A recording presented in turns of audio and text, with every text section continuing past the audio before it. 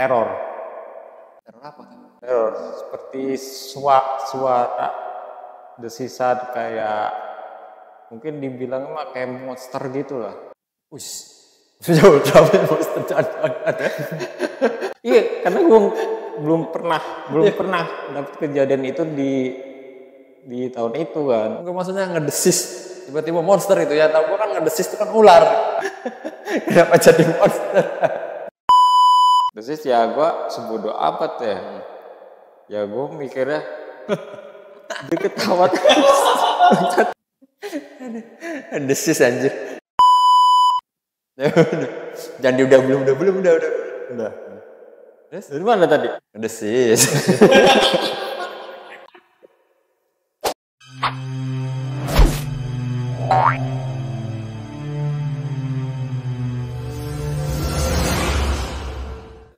Assalamualaikum warahmatullahi wabarakatuh. Balik lagi di channel Moge, masih bareng gua Gia Geol di acara Ngopami, ngobrol perkara misteri. Seperti biasa ya teman-teman, malam hari ini kita bakal kedatangan narasumber yang udah 3 kali sebetulnya, 2 kali. Hari ini 3 kali nih beliau datang ke sini. Masih penasaran kan siapa narasumbernya? Sebelum kita panggil, jangan lupa untuk support kami dengan cara subscribe, like, dan komen.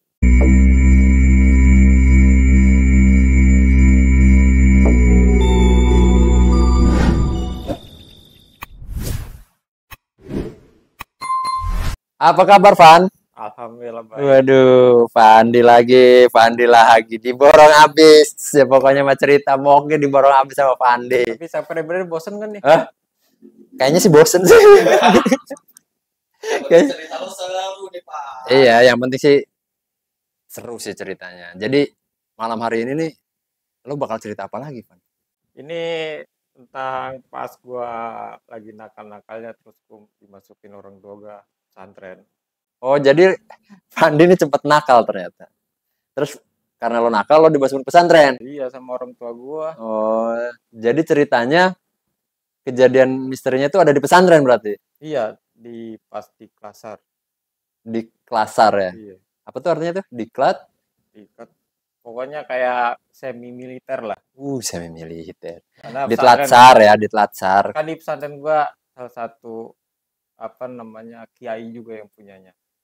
Ya rata-rata si pesantren kan kiai yang punya. Iya, maksudnya kiainya itu bapaknya itu militer juga. Jadi Oh kebetulan. mungkin semua pada tahu nih di kotanya. Oh kebetulan yang punya pesantren tuh militer juga backgroundnya. Oke.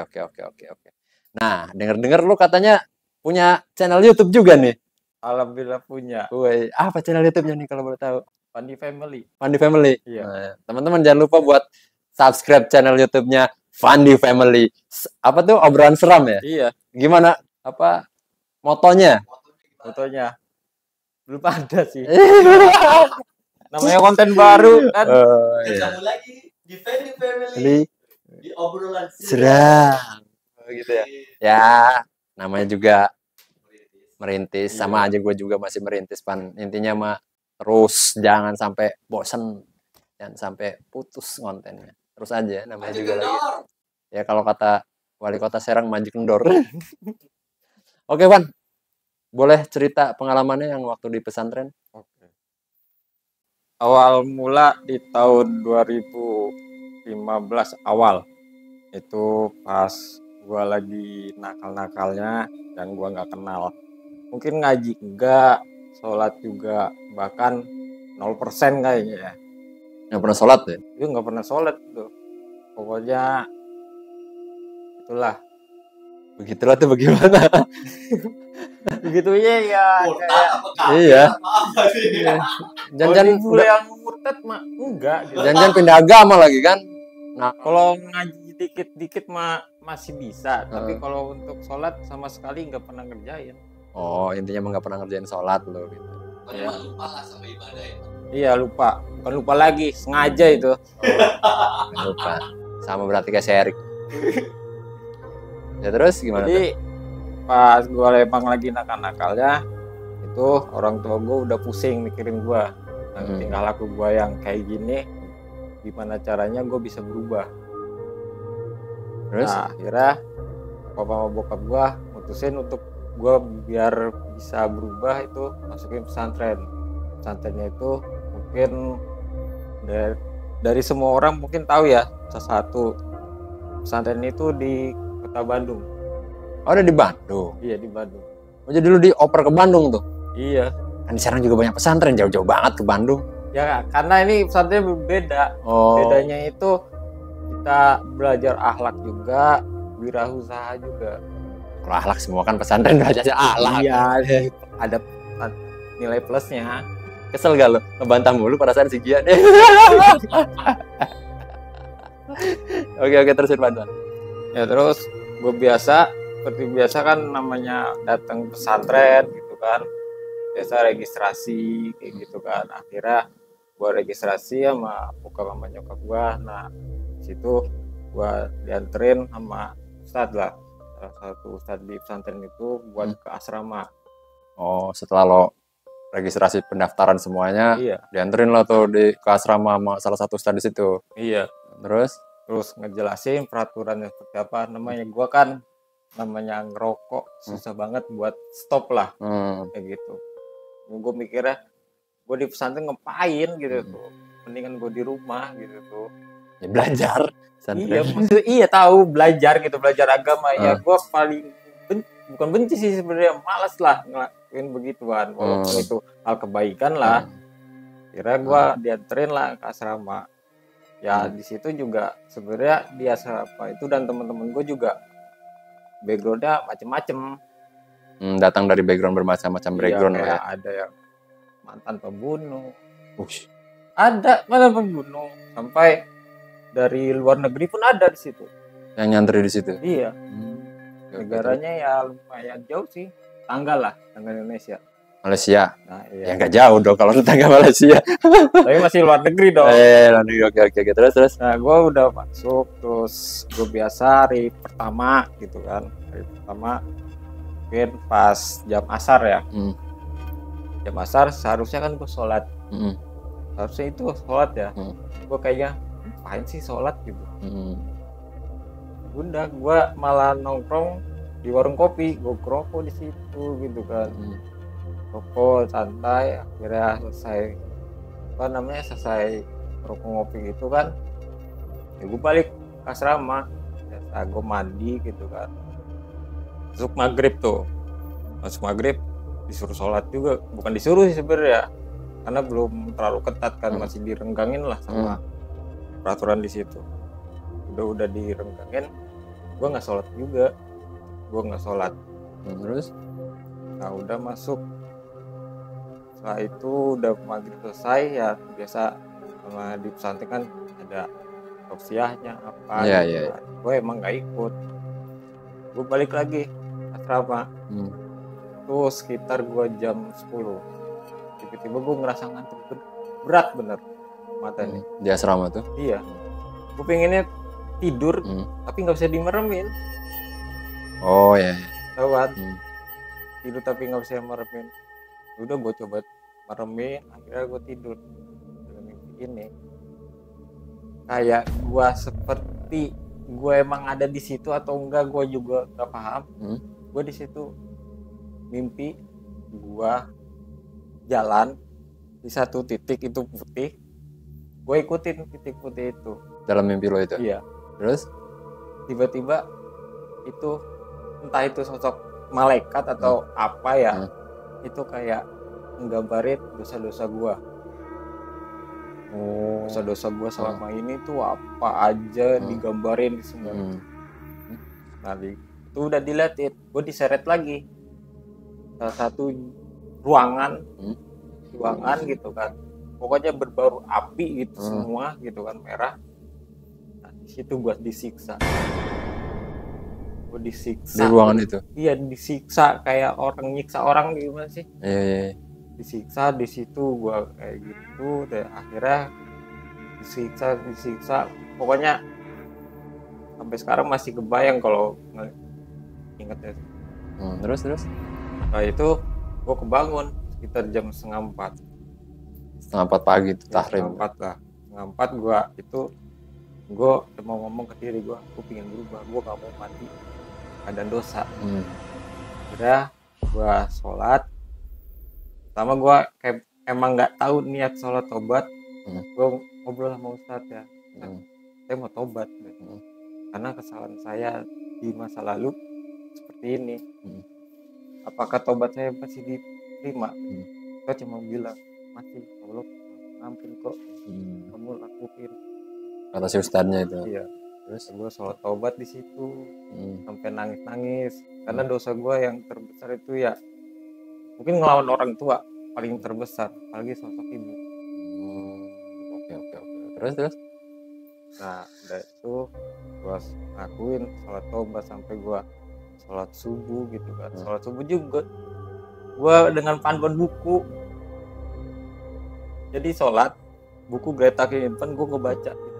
berarti lo belum bisa berarti bacaan sholat. Iya udah kayak lupa sama sekali. Itu 2015 tuh umur berapa emang?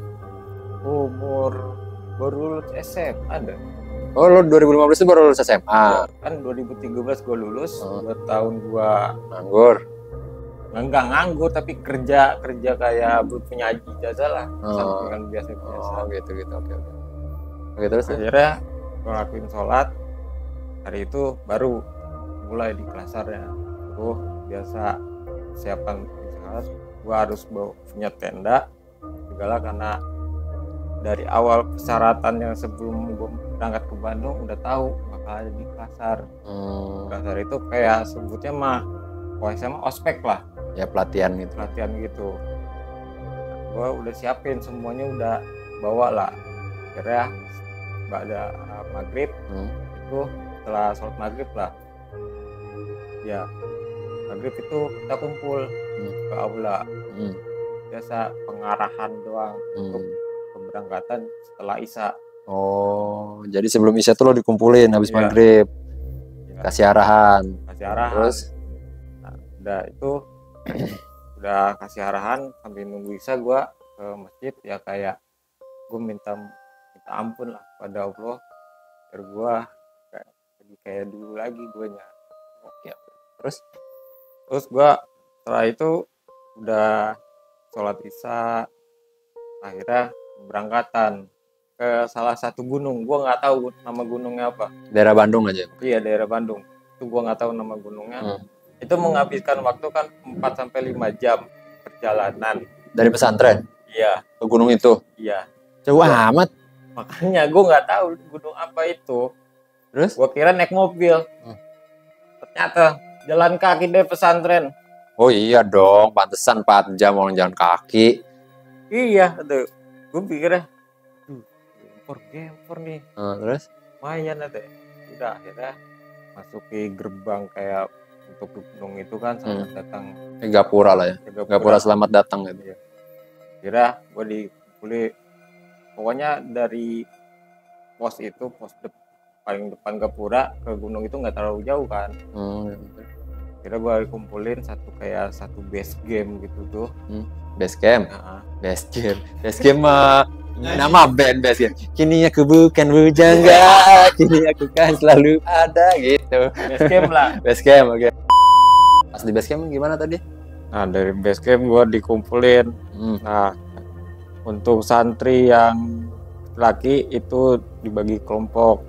Itu sekitar 4 karena santri laki-laki lebih banyak ketimbang santri perempuan. Habis itu disuruh ngebangun tenda. Itu beregu dulu sebelum nantinya dipisah satu persatu tendanya. Kira diituin di peregu gitu, kira ngebangun lah tenda tuh. Udah bangun tenda, gua kebelet kencing gitu. Pas lagi bangun tenda lo kebelet kencing. Iya kebelet kencing. Temen gue bilang ada, lu mau kemana teh? Kebelet kencing. Terus dia frontal deh, awas ada yang ngikutin teh. Ih setan doang. Gue juga berani. Iya kata gue bilang gitu. Setan doang gak berani, gue gak percaya begituan. Ya udah, mungkin gue juga sombong kali ya. Ya udah, gue sendiri kencing lah. di sungai gitu, ada sungai di situ. Oke, terus. Gua kencing di situ, gua dapet teror Teror apa tuh? seperti suara desisan kayak mungkin dibilang mah kayak monster gitu lah. Wis. Sudah ultraman monster cadangan. Iya, karena gue belum pernah dapet kejadian itu di tahun itu kan, belum pernah kejadian horor apapun. Oh, mungkin maksudnya ngedesis tiba-tiba monster itu ya. Tahu gua kan ngedesis itu kan ular. Iya, pokoknya kayak monster kayak gitu lah. Kenapa jadi monster? Tatar gue pengen ketawa. Ngedesis gitu tiba-tiba monster anjir. Lo jadi ini diem aja ban dan bergerak-gerak. Sudah ada desis ya, gue sebodoh amat ya. Ya gue mikirnya suara doang. Dia ketawa terus. Ngedesis anjir. Udah oke sip. Udah belum? Udah oke sip. Udah. Udah belum? Udah. Udah, oke, udah. Jangan udah belum. Udah. Terus dari mana tadi? Ngedesis. Anjir ngedesis. Aduh. Oke. Aduh capek gua. Oh. Gimana? Ya, oke. Udah ada suara begitu ya gue sebodoh amat gitu kan. Akhirnya gue balik ngibrit Tenda. ke tenda. Akhirnya tenda udah kelar tuh. Akhirnya dikumpulin lagi buat makan. Terus gue disuruh makan. Nah, dimakan ini kan kayak apa ya?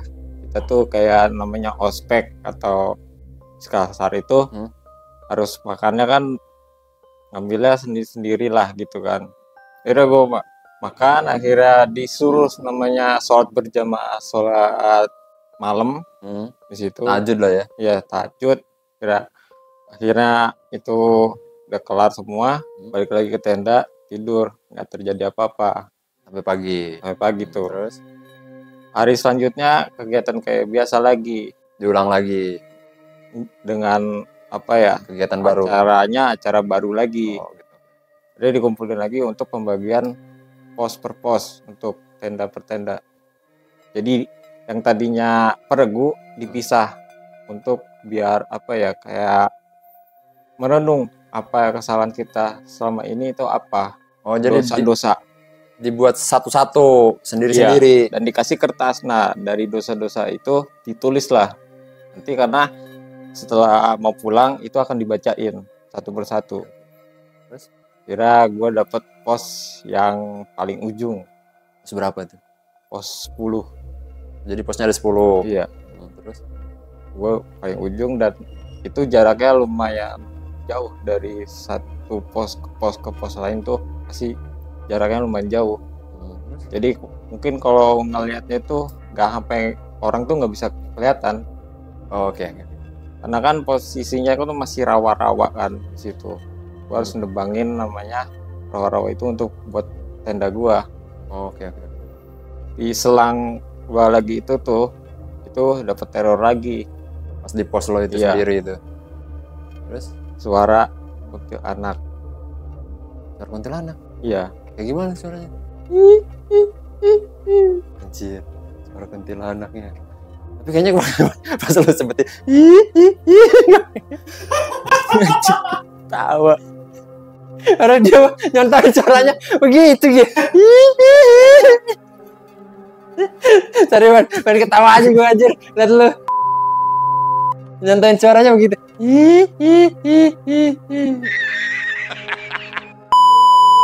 Suara ketawa itu kayak berbentuk sosok itu kayak kuntilanak lah. Suara kayak ketawa kuntilanak itu. Iya. Wih, serem juga di hutan ngedenger suara tengah malam kuntilanak. Namanya di hutan kan makhluknya aneh-aneh aja kan.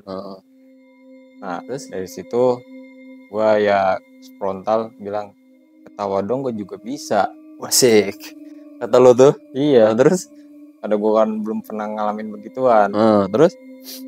Akhirnya berhenti itu ketawa. Gue lanjutin tunggu tenda, akhirnya tenda gue jadi kan, udah kelar semuanya. Gue masukin barang-barang gue. Itu di tenda pribadi kan yang lo di Iya. pos 10 itu. Ya, terus gue buat namanya api unggun kecilan lah. Oh, emang dibolehin sama panitia gitu? Dibolehin tapi jangan terlalu besar. Oh, di Jadi satu tenda itu. takut mengakibatkan kebakaran di hutannya itu. Oh. Gue bangun api unggun. Mungkin teman-teman lain sampai gue masih kedengeran suaranya ya. Mungkin ngaji. Karena gue nggak bisa namanya ngaji gitu kan. Akhirnya gue ngapain gitu kan, boring juga kan. Sambil gue di sana kan nggak boleh ngerokok. Gue nyari tempat buat kerokok lah. Oh, lo nyemput gitu ngerokok. Ya, terus nyemput lah sambil gue ngejelajah lah. Gue ngerokok itu gue kayak ngeliat sosok tinggi besar, nggak tahu berbulu atau apa, gue nggak tahu. Tinggi besar, tapi yang gue lihat itu cuma kakinya doang. Kakinya doang? Iya, itu baru kakinya. Pas gue nengok ke atas, gila, luar biasa tingginya, tinggi banget. Nggak kelihatan mukanya. Kelihatan mukanya, cuma kakinya aja. Terus di situ gue balik ke tenda dengan rasa ketakutan gue. Makin ketakut, gue paksa buat tidur. Makin diganggu gue. Tenda gue digoyang-goyangin. Oh, lu pas di tenda itu digoyang-goyangin tenda? Digoyang-goyangin. Ditimpukin dengan ranting lah. Ranting pohon jatuh di tenda gue. Pokoknya teror itu sampai benar-benar gue takutan banget gitu tuh. Yang harusnya gue mungkin setelah ngaji mungkin nulis kesalahan, gue nggak nulis itu semua karena ketakutan. Udah ngerasa takut sendiri gitu. Udah gue ketakutan sampai akhirnya pagi pun tiba. Udah sampai pagi aja. Pagi gue nggak tidur sama sekali itu. Terus sampai pagi. Akhirnya pagi kan dibangunin sama panitianya untuk sholat subuh. Nah, udah sholat subuh berjamaah, dengerin ceramah memimpin pesantren salah satu di kota Bandung itu.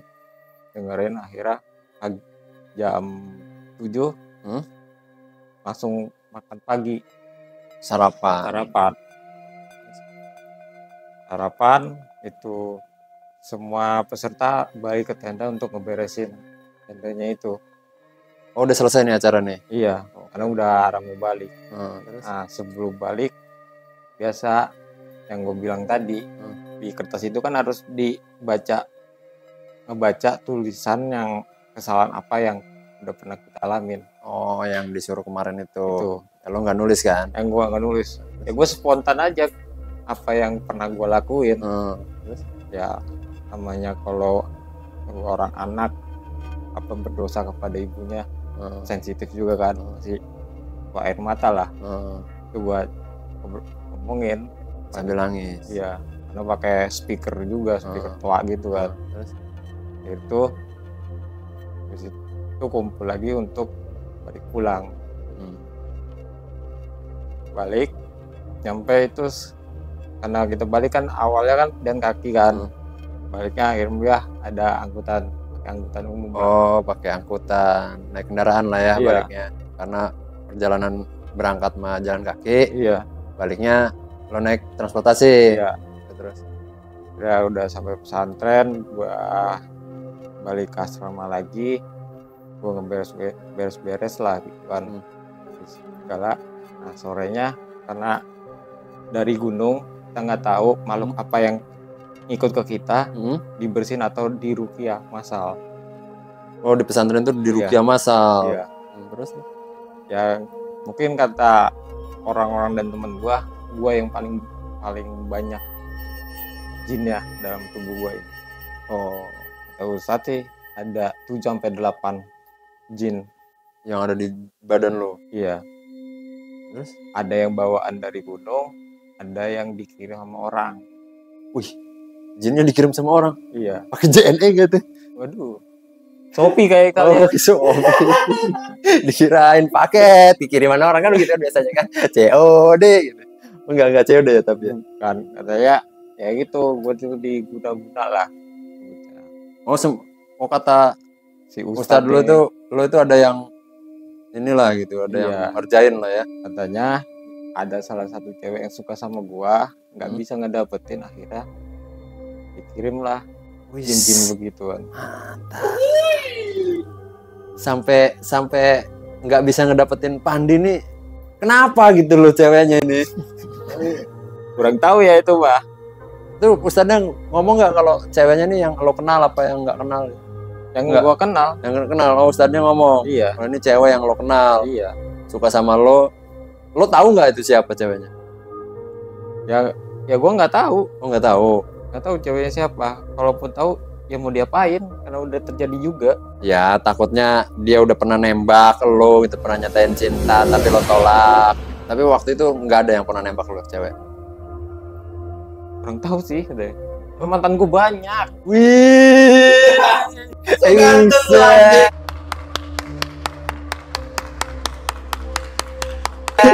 Mantan Pandi banyak. Karena saking banyaknya itu lo sampai nggak tahu tuh ya. Iya. Oh, deh. boleh boleh. Sampai bini gua juga tahu. Ini lo tahu tuh maksudnya? Mantan gua banyak tuh, bisa reuni bisa tuh. Woi. Boleh paniknya. Kalau disatuin jadi grup girl band kali ya? Bukan. Timnas jadi. Wih. Kalau timnas kan sedikit, 11 orang. Ofisialnya? Ya official kan nggak kelihatan kamera. Idol group lah ya, kayak JKT ya. Iya, boleh. Nah, terus. Di situ ya karena guanya juga mungkin banyak jinnya, akhirnya dikeluarin, dan gua lebih sensitif di situ. Ini agak rancu tadi lo ngomong. Jinnya apa jinan? Jinnya. Oh jinnya. Jinnya kan udah dijinakin atau diusir lah dalam tubuh gua. Oke. Bercanda. Oke. Oke, terus. Akhirnya gua lebih sensitif ya, kayak gua emang nggak bisa ngelihat tapi bisa ngerasain. Oh setelah lo di Rukia itu lo jadi sensitif lah. Ya? Iya, sensitif. Terus. Pokoknya di tempat manapun kalau emang ada, gua pasti ngerasa aja ada Ada sebutnya kayak merinding lah. Gue juga kalau pengen bokeh merinding pan. Oke, gitu. Itu beda. Oh beda, merindingnya beda. Maaf teman-teman, merindingnya beda. Spirit itu mah. Oh cih.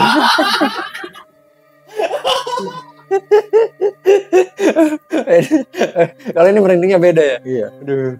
Oke, terus. Itu gua ikutin dan setelah itu kan gua harus ngikutin pelajaran kan agama akidah. Di pesantren itu biasa lah, kegiatan Iya. pesantren biasa lah ya. Misalnya itu ya, pokoknya beberapa bulan kan gua ambilnya 100 hari ya. 100 hari. Di bulan akhir gua harus ngelakuin namanya apa berbuat baik. Sebutnya kayak ngajarin agama Islam di salah satu desa, masih di Bandung juga. Lu udah bisa nih sekarang nih. Maksudnya ya lu kan belajar kayak ngaji juga, masih ini bacaan sholat aja tadi katanya nggak hafal. Iya. Disuruh ngajarin agama Islam di desa satu desa. Itu kan pas di akhir mau lulus lah. Udah bisa lah dikit-dikit. Udah bisa. lah ya. Nah, Udah gitu. bisa lah. Terus? Nggak harus khatam juga kan. Oh, oke, terus. Itu gua lupa bulannya apa. Heeh. Tahunnya masih tahun sama 2015. 2015. Itu gua sama temen gua itu persiapan apa aja, kayak logistik, kamera gitu kan. Itu harus wajib karena kita bakal laporan ke pesantrennya juga. Kira disiapin semuanya gitu kan. Udah siapin, kita nyewa angkot lah untuk menuju desa itu. Perjalanan itu sekitar 2,5 jam dari pesantren. Naik angkot itu. Ya, naik angkot. Akhirnya gua sampai disambut sama warga situ lumayan baik lah. Itu disediain juga rumah buat kita bermalam kan, karena di sana itu sekitar 2 mingguan. Wih, lama juga. Iya, lama. Terus Kira nah situ coba sosialisasi lah sama warga situ, kayak nanya perkebunan ini kayak gimana, terus beradaptasi dulu sama Iya. bersosialisasi lah ya, baru datang ya, perkenalan diri lah ya. iya, perkenalan diri. Nah, ya terus gue juga ngajarin ngaji anak-anak sana gitu kan. Ya, terus Akhirnya nggak selama berapa lama, pokoknya normal-normal aja. Di minggu terakhir itu, jadi jam 2:30 tiga itu, 3 malam, oh jam 3 malam itu gua mendadak lapar, Gue nanya, Pak, maaf, ini jam segini ada yang buka nggak? Ada deh, coba aja telusurin di ganggang sini deh. Udah gua telusurin, alhamdulillahnya temu tukang sate. di gang itu. Iya, di gang itu. Tapi anehnya kan kalau misalkan tukang sate jam segitu biasanya habis lah gitu ya, atau tinggal dikit. Ini masih banyak. Ya tergantung karena nggak ada yang beli kali. Ya kalau yang setahu gua ya, Hmm. kalau di kampung itu biasanya cepet habis sate itu. Ya siapa tahu lagi apes gitu kan, nggak ada yang Ya beli. gua nggak tahu kan. Terus Gue mesen lah, Pak, saya mesen sate ya 10 tusuk. Ya diem aja, nggak itu ada tukang satenya. iya, nggak ada respon apa-apa. Ngomong berkali-kali nggak ada respon. ngomong, nggak ada respon apa-apa. Ngomong kasar lah, gue gitu ya kan. Ya itu sama aja, diem aja teh. Ya udah gue nggak balik, nggak di office. Ya udah gue cari warung gitu tuh. Ketemu, dan di perjalanan mau ke warung ketemu tukang sate itu di depan gua, di depan warungnya itu. Yang sate yang tadi lo nggak nyapa disapa di maja, Iya, yang ternyata gua pengen mesen tapi dicuekin. dicuekin.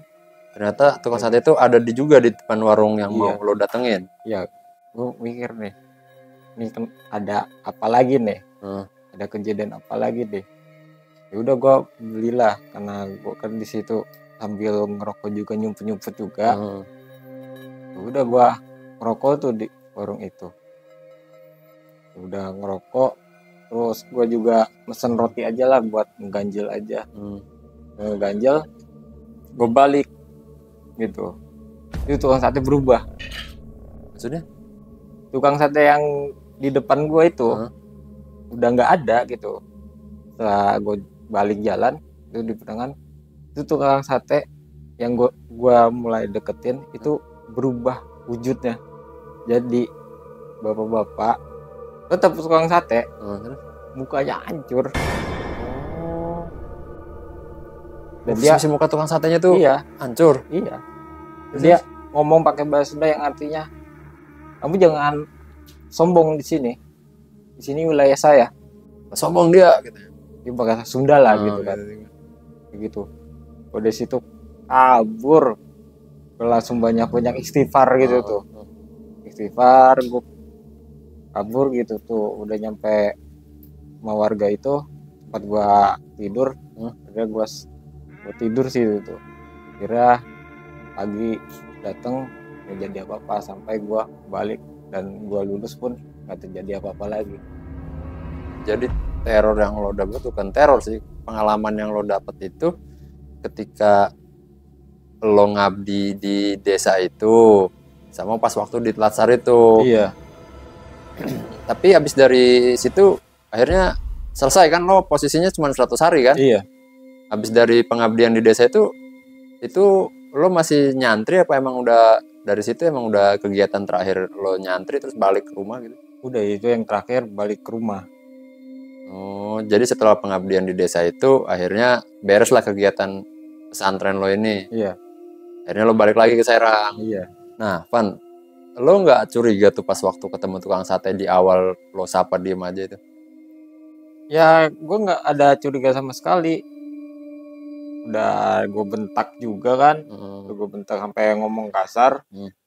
Ya Diem aja masih ya? masih diem aja. Kalau orang normal kan masih pakai bahasa Sunda. Pasti nyaut juga. Gitu kan. Kalau disapa pasti nyaut kan. Nyaut. Ini diem aja. Iya, diem aja. Karena kan posisi gue juga lapar banget itu. Terus yang lo dapet dari pesantren 100 hari itu apa sekarang nih? Yang gue itu ya itu tetap Ibu adalah nomor satu buat gua. Oh, asik. Karena ada istilah kan, hormati ibumu, ibumu, ibumu, lalu bapamu ya. Iya, karena surga tetap Ditelepon ke ibu. walaupun kita udah nikah, Hmm. surga tetap di ibu sih. Kalau untuk laki-laki. Iya. Kalau untuk perempuan kan di suami. Iya. Bagi yang udah suami. Yang Kalau belum yang tuh. kalau yang jomblo ya tetap masih di ibu. Jadi kayak rehabilitasi ya judulnya ya. Rehabilitasi anak nakal ya. Iya dong, kan cuma 100 hari gitu. Jadi di situ kan banyak program-program gitu Iya. ya. Di program itu kan jadi ada akhlak plus ada plusnya Heeh. gitu kan. Gue juga diajarin apa kayak wirausaha, kayak Sunnah Rasul kan, Rasulullah kan berdagang lah gitu kan. Dari dulu Itu. diajarin lah syariat-syariat Iya, Islam di di situ. situ. Ya lebih ke rehabilitasi akhlak sih ya. Kalau BNN kan rehabilitasi narkoba. Ini Fandi lebih ke rehabilitasi akhlaknya gitu. Oke, Van. Terima kasih udah cerita lagi di sini. Sukses terus buat channel YouTube-nya yang baru. Fandi Family ya. Fandi Family. Cerita seram asik. Udah berapa video yang lo upload nih? Nanti malam Senin upload lagi deh. Kalau sekarang baru 6. Oh, jadi nanti yang video. ke-7 nih. Iya. Sukses terus buat YouTube-nya dan sukses terus buat karirnya. Jangan lupa utamakan keluarga. Makasih ya, Van. Yo. Oke, cukup sekian aja cerita dari Fandi. Kita bakal ketemu lagi di video-video selanjutnya dari channel Moke. Dan jangan lupa untuk selalu support kami dengan cara subscribe, like, dan komen. Assalamualaikum warahmatullahi wabarakatuh.